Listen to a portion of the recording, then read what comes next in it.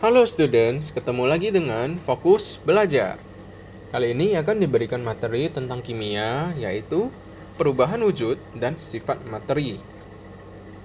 Oke, sebelum dimulai jangan lupa di like, komen, share, dan subscribe ya video kami, agar kami lebih semangat lagi membuat video-video yang baru dan bermanfaat.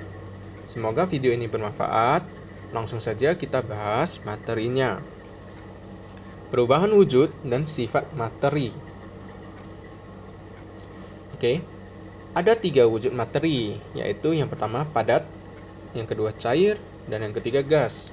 Masing-masing materi ini ada sifat karakteristik tertentu ya. Contoh padat, dia titik lelehnya di atas 25 derajat Celcius dan titik didihnya lebih dari 25 derajat Celcius.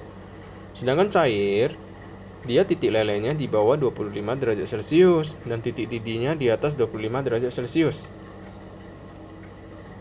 Untuk gas, dia titik lelehnya di bawah 25 dan titik didihnya juga di bawah 25. Nah, dari tabel di bawah ini bisa kita lihat perbedaan wujud padat, cair, dan gas. Yang padat ya, yang pertama, dia keras dan padat. Kalau cair, dia tidak keras, tetapi padat. Yang gas, tidak padat. Untuk padat, dia bentuknya tetap, cair bentuknya tidak tetap, dan gas itu bentuknya tidak tetap juga. Yang padat, dia tidak dapat dimampatkan. Cair tidak dapat dimampatkan, tetapi gas dia dapat dimampatkan. Untuk padat, dia volumenya udah pasti tetap ya. Cair, dia juga tetap volumenya. Kalau gas, dia volumenya tidak tetap, tetapi dia sesuai dengan wadahnya. Untuk partikel dalam padatan, dia yang pertama sangat rapat dan tersusun teratur. Yang kedua, dia dengan gaya yang kuat, partikel tersebut menarik satu dengan yang lain. Dan yang ketiga, partikel dalam padatan hanya dapat bergetar, tidak dapat bergerak. Untuk cair, partikel dalam zat cair itu yang pertama agak rapat dan tersusun tidak teratur. Yang kedua, dengan gaya yang kuat, partikel tersebut menarik satu sama lain. Yang ketiga, partikelnya dapat bergerak pada cairan. Untuk gas, partikel dalam gas yang pertama, dia tidak rapat. Jadi partikelnya terpisah jauh ya, dan susunannya acak. Yang kedua, partikel tidak saling menarik dengan gaya yang kuat. Dan yang terakhir, partikelnya bergerak bebas dalam wadah. Nah, untuk perubahan wujud antara padat, cair, dan gas, kita akan membahas satu-satu. Yang pertama ya, padat kalau dia menjadi cair, itu namanya meleleh. Kalau cair, dia menjadi padat, itu namanya membeku. Cair, dia kalau menjadi gas, itu namanya menguap. Sedangkan gas, kalau dia mencari cair, itu namanya kondensasi. Padat, dia menjadi gas, namanya menyublim. Dan kalau dari gas menjadi padat, sama, dia namanya menyublim juga. Nah, dari perubahan materi itu dapat dibagi menjadi 2, yaitu perubahan fisika dan perubahan kimia. Yang pertama kita bahas dulu perubahan fisika ya. Perubahan fisika adalah perubahan materi yang tidak dapat menghasilkan zat baru yang lain jenis. Tidak menyebabkan perubahan sifat dasar dan komposisi zat murni dalam materi. Pada perubahan fisika yang terjadi adalah perubahan di wujudnya saja. Peristiwa yang terjadi perubahan fisika, contohnya ya, yang pertama pemanasan, seperti es mencair, air mendidih, lilin mencair, dan kabur barus menyublim.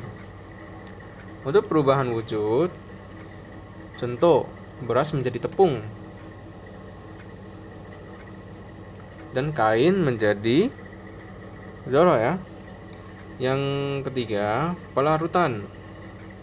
Contoh, gula dilarutkan mendalam air. Yang keempat, bel listrik mendering, bala meletus, dan sayuran layu. Perubahan kimia. Jadi, perubahan kimia adalah perubahan materi yang menghasilkan zat baru yang lain jenis.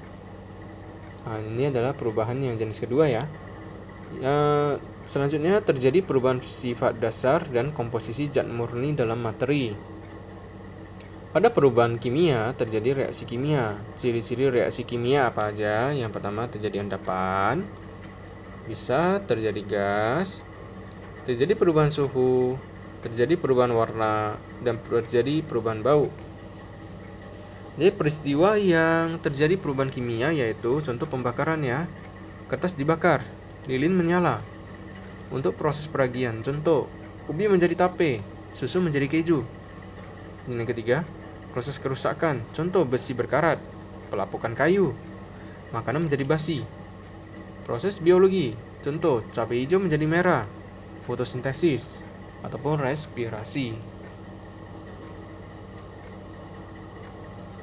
Nah, untuk sifat-sifat materi itu dapat dibagi menjadi sifat ekstensif dan sifat intensif. Untuk sifat ekstensif, dia adalah sifat materi yang bergantung pada jumlah ya. Contoh, massa dan volume. Untuk sifat intensif adalah sifat yang tidak bergantung pada jumlah. Contoh warna, rasa, massa jenis, dan wujud. Nah, berdasarkan jenis perubahan materi ini, sifat materi dapat dibagi atas. Yang pertama sifat fisis. Sifat fisis adalah sifat materi yang berkaitan dengan penampilan atau keadaan fisisnya ya. Sifat fisis ini dapat diamati tanpa mengubah materi.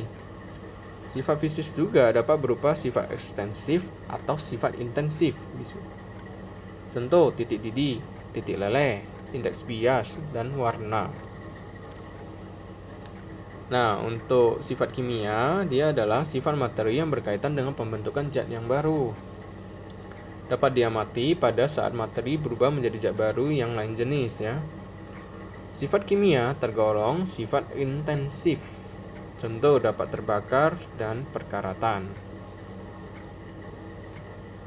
Selanjutnya, energi. Energi adalah kemampuan untuk melakukan usaha. Setiap materi memiliki energi dan perubahan materi disertai perubahan energi. Jadi hukum kekekalan energi ya. Energi tidak dapat diciptakan dan tidak dapat dimusnahkan, tetapi dapat berubah bentuk. Seperti energi yang mungkin listrik menjadi energi panas ya. Jadi energi itu tidak dapat diciptakan atau dimusnahkan, tetapi cuma dapat berubah bentuk dari satu energi menjadi energi yang lain.